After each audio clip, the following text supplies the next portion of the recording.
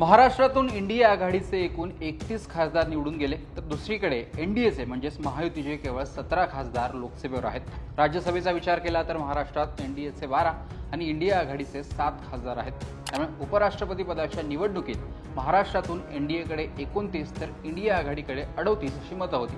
त्यामुळे एनडीएचे उमेदवार CP राधाकृष्णन ज्या महाराष्ट्राचे राज्यपाल आहेत तिथूनच त्यांना मताधिक्य मिळणार नव्हतं.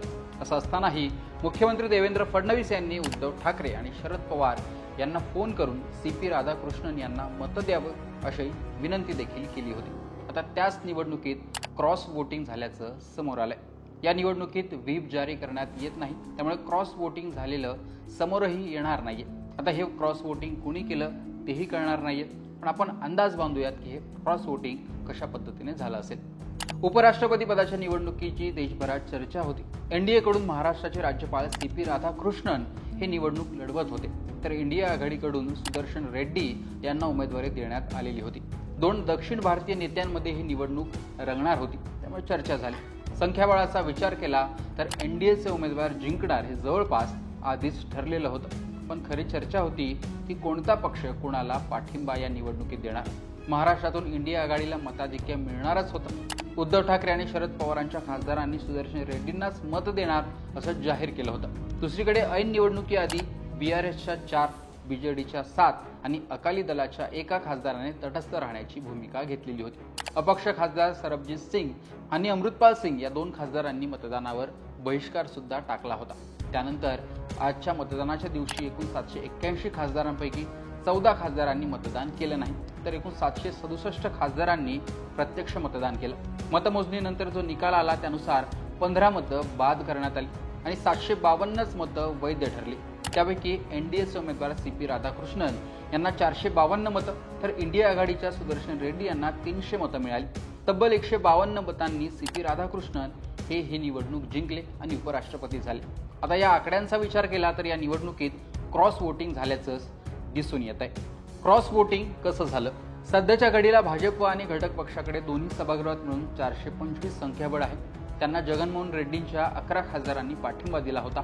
ती मतं त्यात मिळवली तर ही संख्या होते 436, म्हणजे 16 मतं ही CP राधाकृष्णन यांना जास्त मिळाली. दुसरीकडे इंडिया आघाडीकडे दोन्ही सभागृहात 315 मतं होती. त्यांना आपच्या 12 खासदारांनी पाठिंबा सुद्धा दिला होता. तसेच खासदार ओवेसी यांनी देखील इंडिया आघाडीच्या उमेदवाराला पाठिंबा दिला होता. त्यामुळे इंडिया आघाडीकडे या निवडणुकीत साधारणतः 325च्या आसपास मतं होती. तरीही काही अपक्ष आणि छोट्या पक्षांचे खासदार कोणाला मत देणार हे ठरलेलं नव्हतं. प्रत्यक्ष निवडणुकीत CP राधाकृष्णन यांना अपेक्षेपेक्षा 16 मतं अधिक मिळालेली दिसून येत आहेत, तर सुदर्शन रेड्डी यांना अपेक्षेपेक्षा 25 मतं कमी मिळाली. मतदानानंतर काँग्रेस नेते जयराम रमेश यांनी म्हटलं होतं की इंडिया आघाडीमध्ये एकजूट असून सर्वच 315 खासदारांनी मतदान केलं आहे.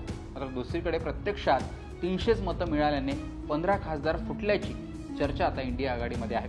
जरी अपात्र ठरवलेली सर्व मतं 15 मतं ही इंडिया आघाडीची असली तरी आपच्या पाठिंब्यामुळे इंडिया आघाडीकडे संख्याबळ हे अधिकच होतं.